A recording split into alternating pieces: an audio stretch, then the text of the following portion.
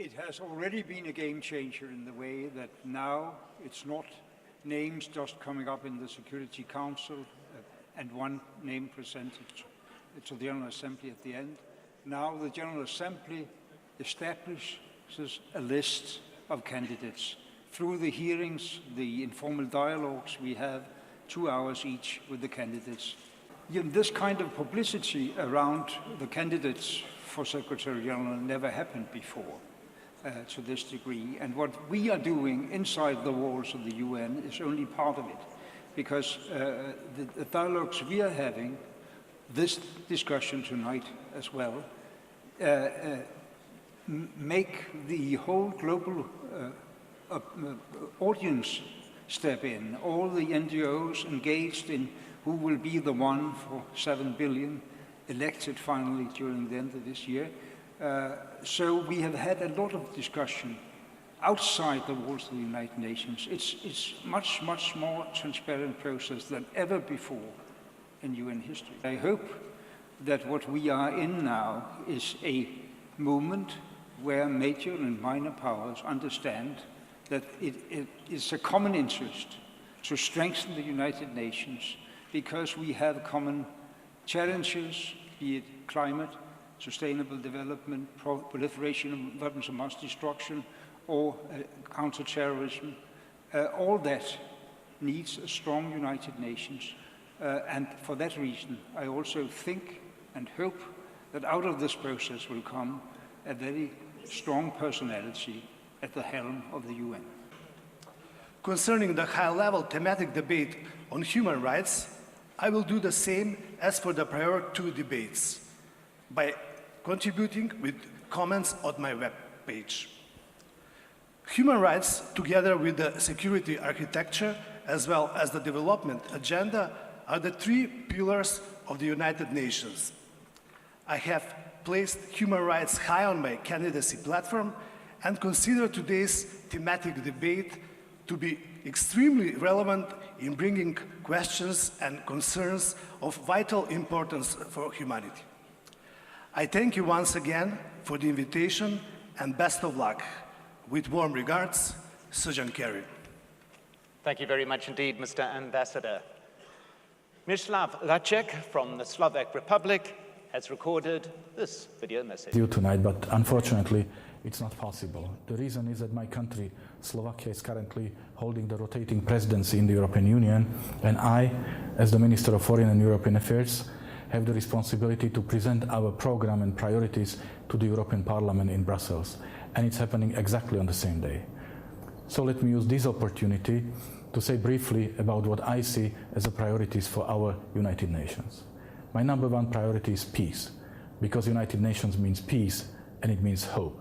And speaking about peace, I want to stress in particular the conflict prevention and mediation, because by preventing conflicts, we save human lives. My second priority is development. We have done a very good job here last year, but now our responsibility is to turn this into practice, into real life. We have pledged to change the world in 15 years through the Sustainable Development Goals. And now this must be our priority, and the system must be adequately adjusted. My next priority is human rights, because every single person on this planet has the right to live in peace, security, and dignity. And the United Nations must be the guardian of these rights.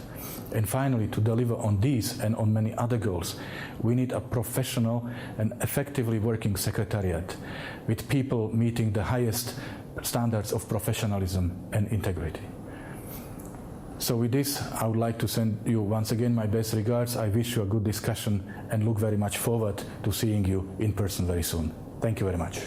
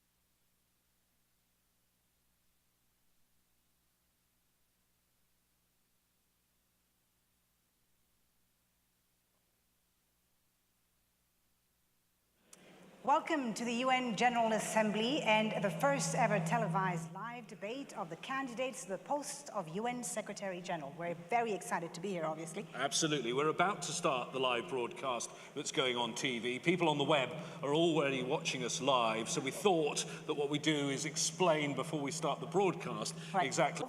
So we've divided the show in 2 hours. The first hour, as you can see, we'll have 5 candidates with us. And the second hour, we'll have the same amount of candidates.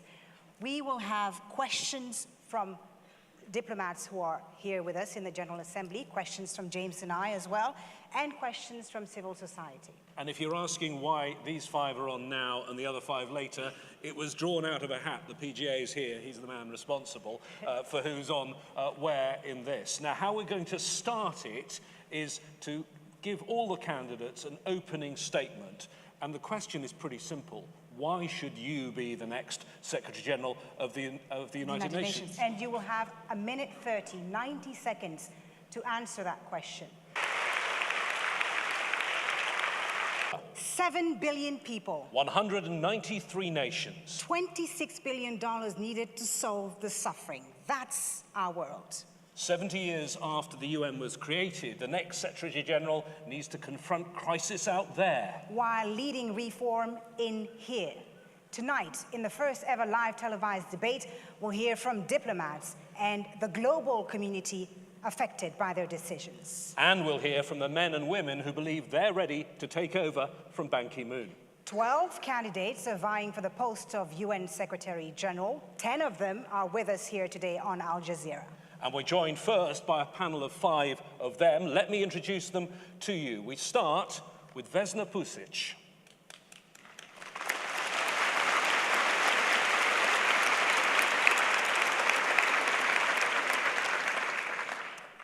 Antonio Guterres.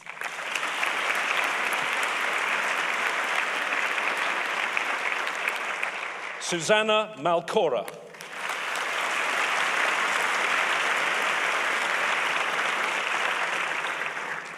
Vuk Jeremic.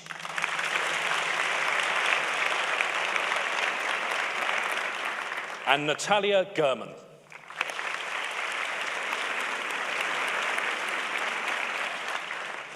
She's also the former Deputy Prime Minister and Minister of Foreign Affairs. Thank you very much, and thank you, General Assembly. Thank you, President of the General Assembly, for giving us this opportunity. It's really a first, as you know. And why do I want to do this difficult, complicated job in difficult, complicated times? I've done many things in my life. I've taught, I've been a teacher, I've been a civil society activist, I've been a parliamentarian, I've been a minister. But throughout my life, the topic of peace, development, and human rights have been absolutely center stage for me. And whatever I did, I focused on these topics, from looking at my neighborhood to looking at the world. So in that sense, it comes very natural to me to think of the organization that actually has made these 3 topics the center of its activity and interest. Guterres, High Commissioner for Refugees from 2005 until last year, 2015. He was also Portugal's Prime Minister. Well, I'm a candidate because this is the place where I believe I can better help to reduce human suffering and offer better opportunities for people. We live in a dangerous world. We see a multiplication of new conflicts. Old conflicts never die. And conflicts are becoming more and more interrelated and interconnected with the global threat of terrorism.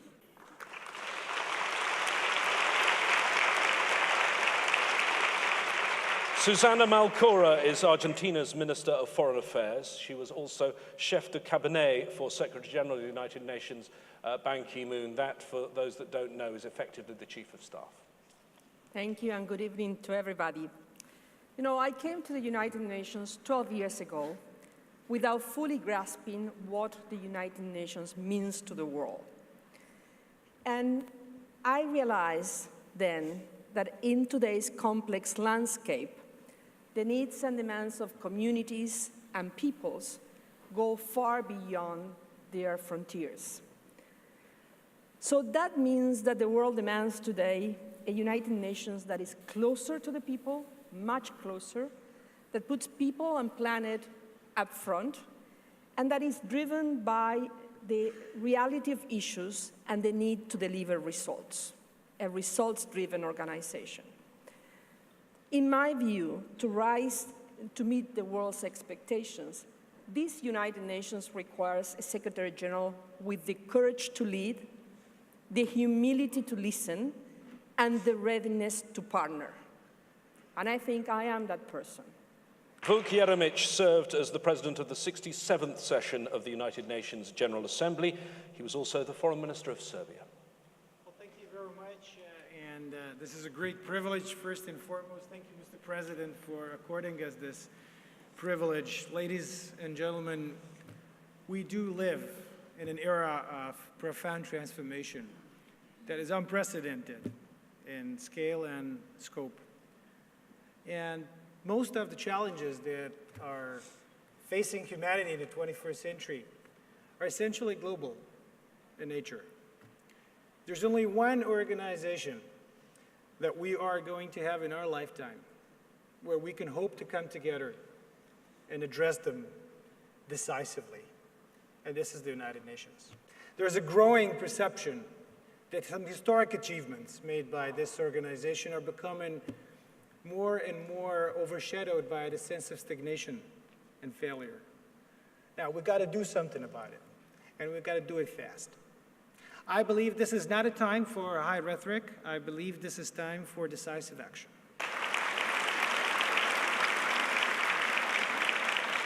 Natalia Gurman is the former Deputy Prime Minister of the Republic of Moldova. She was also Minister of Foreign Affairs. Good afternoon, everybody. Pleasure and honor to be here. And I am a candidate for the position of the Secretary General of the United Nations because I do believe in the commitment of humanity for collective action, for the better life of everybody. And I'm absolutely convinced that the United Nations is the preeminent international organization which we can use to deliver on this commitment. And I also trust the power of dialogue and the power of persuasion. As Foreign Minister of the Republic of Moldova, I had only diplomacy and dialogue to help establish a place for my country in the system of international affairs. I will not make my final statement now. I will answer the question you have not asked me, but I wish you had. So I will answer the question about women in positions, in public positions. And first, I happen to be a woman. I don't think this is enough. I happen to be a feminist, and I think this is important. And it's important not because female experience of life is more important than male experience of life.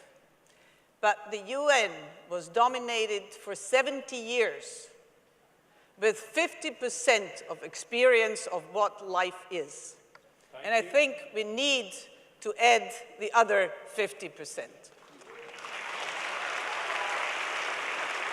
Antonio Guterres. Now, just to say that I had the enormous privilege to serve in the UN for more than 10 years as High Commissioner for Refugees. You can't imagine what it is to be able to devote myself to the most vulnerable of the vulnerable. But you can't imagine the terrible frustration it is to see people suffering and not to have a solution for them. And this was the reason why I believe I had the obligation to present myself as a candidate to Secretary General. Susanna Malcorra. This is the time where we need to inspire. The United Nations needs to inspire its own people, its own staff, and it needs to inspire the world, the people outside, because we know that without the United Nations, we have no option, we have no alternative. So I think we need a leader that can have that inspiration, that at the same time has the humbleness to listen and has the obsession to deliver. I think I can do that, and having been at the center of the United Nations and the power making of the United Nations, I am convinced that I bring value added to.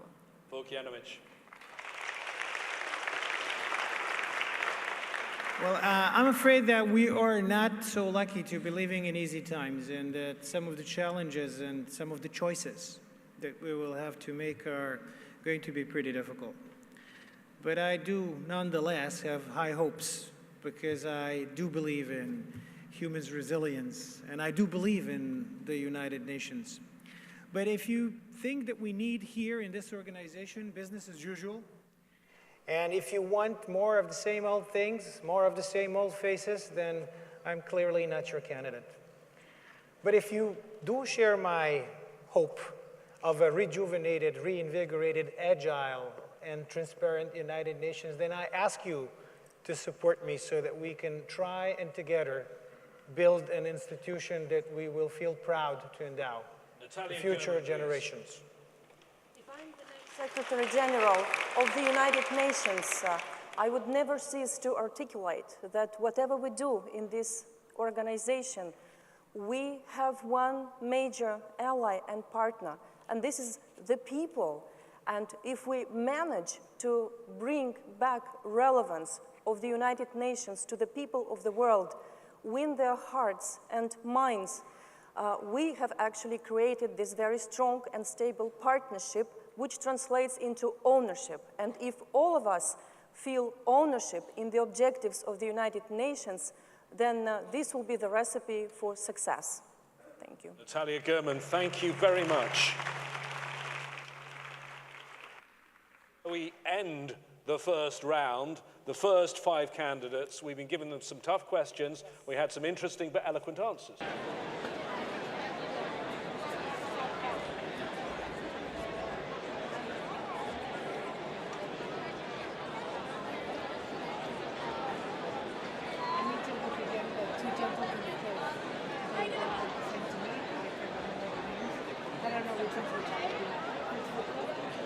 The next 5 candidates are on the stage, and it's time that we introduced those 5 candidates to you. We start with Helen Clark.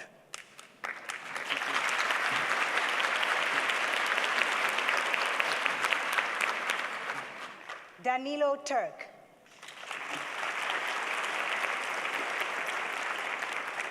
Christiana Figueres.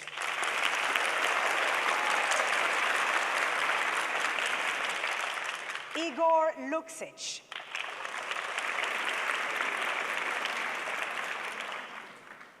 Irina Bokova. Thank you all for being here. Thank you for participating in this historic event. And let's get the second round of the UN debate underway. So let's go one by one. They have 90 seconds each to set out their stall. Helen Clark, Administrator of the UN Development Programme and the former Prime Minister of New Zealand. It's not a poison challenge. There are many challenges the UN has to step up to, and they run across development, environment, human rights, humanitarian needs, peace and security. I know we've got the groundbreaking agendas for sustainable development and climate change, and we have to work to implement them as fast as we can. But I think where the UN is seen to be falling short is in the peace and security area. We have to get better at preventing conflict and resolving conflict. As Secretary General, in stepping up to these challenges, I would draw on my long experience of leadership and of having to make a lot of hard calls. And I do think I have the vision, the experience and the skills to lead this great organisation, founded in 1945, to have a better, fairer, safer world for all its people. Thank you. Next, Danilo Turk, former President of the Republic of Slovenia and the UN Assistant Secretary General, former for Political Affairs. The world today needs a renovated United Nations. But in order to renovate the United Nations, we need experience, we need commitment, and we need vision. And I believe that in my 30 years of work with the United Nations, I have gained a great deal of experience in human rights, in dealing with political issues in the General Assembly and Security Council, and later as Assistant Secretary General for Political Affairs.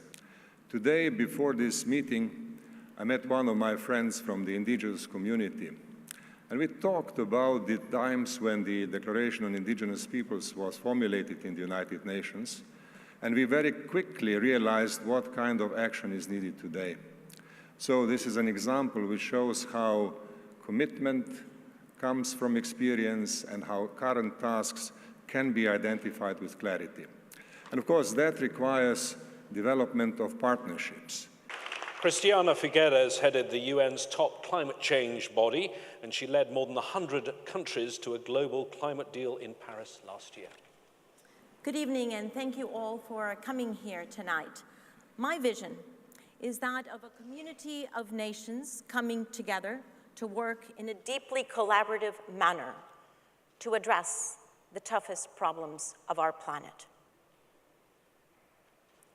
I know that this is difficult. I know it's difficult because I have done it. 6 years ago, I inherited a collapsed negotiation with a total deadlock in the process and with total absence of trust among all parties involved. 6 days ago, I left that process on the back of the most ambitious agreement that is unanimous, that is legally binding, and that points a clear path forward for all nations and all other stakeholders to address the issue of climate change. That was possible because with patience and determination, we collectively built a process that fully respected national interests, national needs, and national ambitions, but that was at the same time capable of identifying the common ground.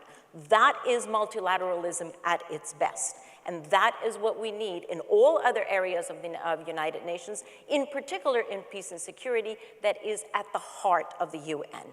I have delivered a multilateral breakthrough. I believe that with clear leadership, together, we can and we must continue to deliver multilateral breakthroughs time after time after time.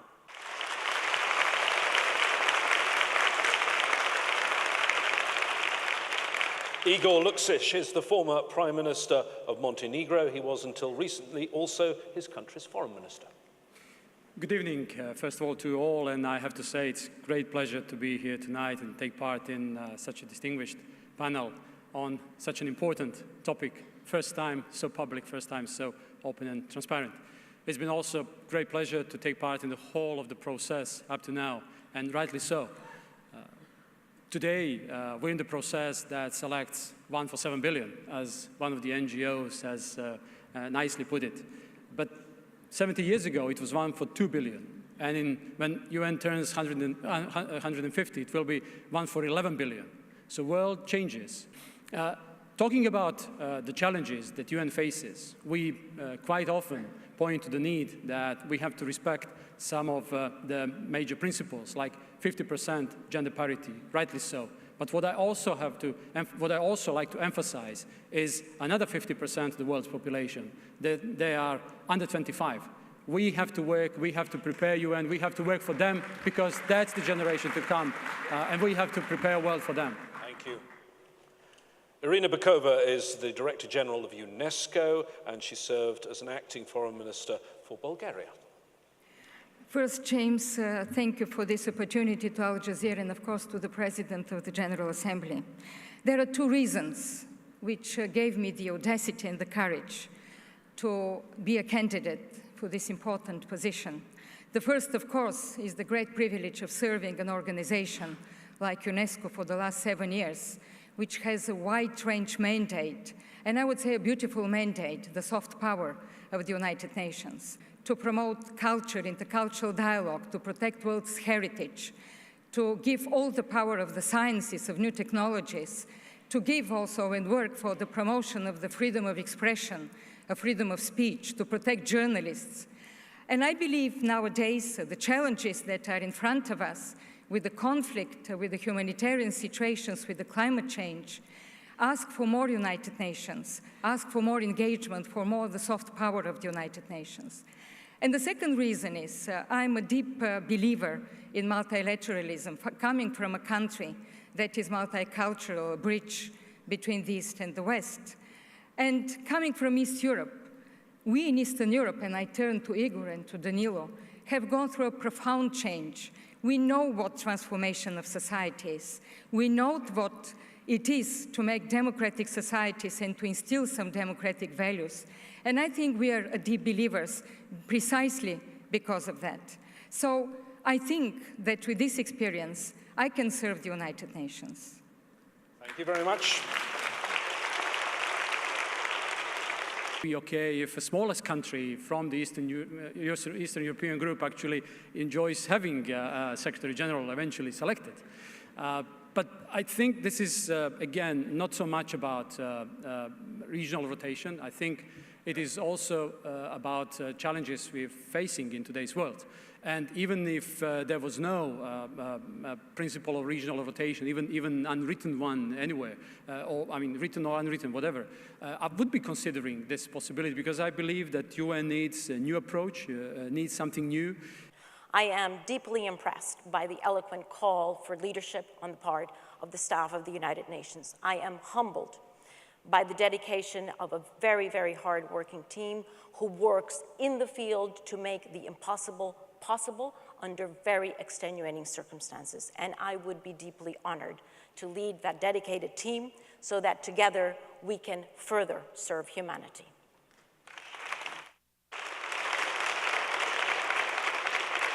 Danilo Turk, please, your final comments in 30 seconds. In this discussion, we have heard many critical views, but let us not forget, the United Nations is also an organization consisting of people.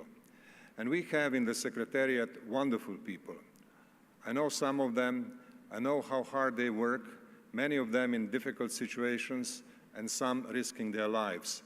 So we have to be not only humble, but also proud that this organization is capable of bringing such a wonderful group together into an organized action. And I think that this is an asset. This is the most important asset of the United Nations, which the Secretary General has to respect, to cultivate, and to improve. Helen Clark is next with her final 30-second thoughts. Being Secretary General would be an incredible privilege and an incredible opportunity to work for peace, development, and human rights, to work for that better, safer, fairer world. I have every energy to put into this task. These are issues I've worked on all my life, and I would really relish the challenge of this position to carry on that work and try to build that better future.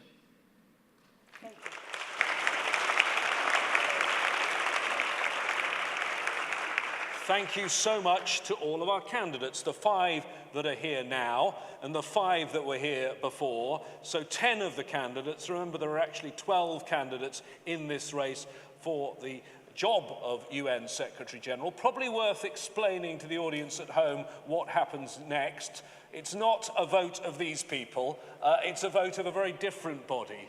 The UN Security Council gets the final vote. What's happening in the next week, just over a week, is the Security Council is having its first straw poll. But we do want to hear from our viewers about who you think came out on top today of the 10 candidates who were here, who did well, who you think should be the next UN Secretary General. Join us on social media using the hashtag NextSG. That's it for this historic event. Thank you very much for watching. Thank you for participating. Thank you.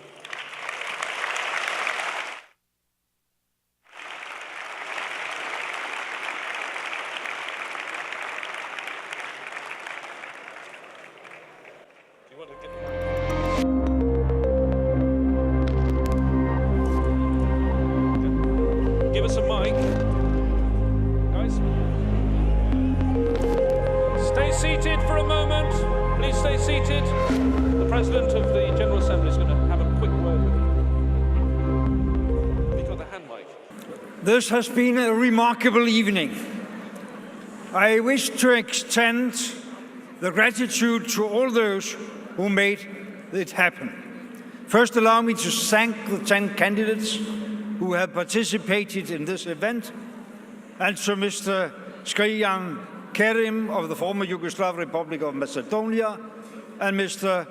Miroslav Lacek of Slovakia for sharing their messages as well. I'm extremely grateful for the candidates' cooperation in advance of this event and for their contributions. They demonstrated yet again a fantastic potential. Second, a big thanks to all who participated in this event, as well as those who have been watching on television, on webcasts, and elsewhere. In particular, I want to thank UN member states and observers, especially those who both submitted and asked questions to the candidates.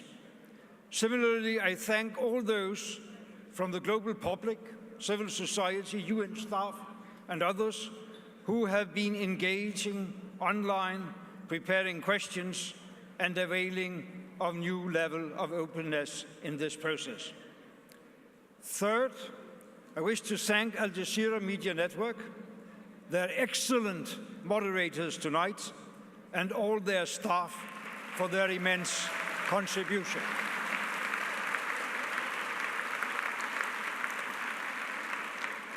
They have helped us to both produce a substantive and engaging discussion with the candidates, and together with UN TV and others, they have allowed us to bring incredible, important global issues into the living rooms of many millions of people across this world. This is something we should be proud of. Finally, I wish warmly to thank all those of my own office and of the entire UN Secretariat staff for their tireless efforts in ensuring this event ran as smoothly as possible.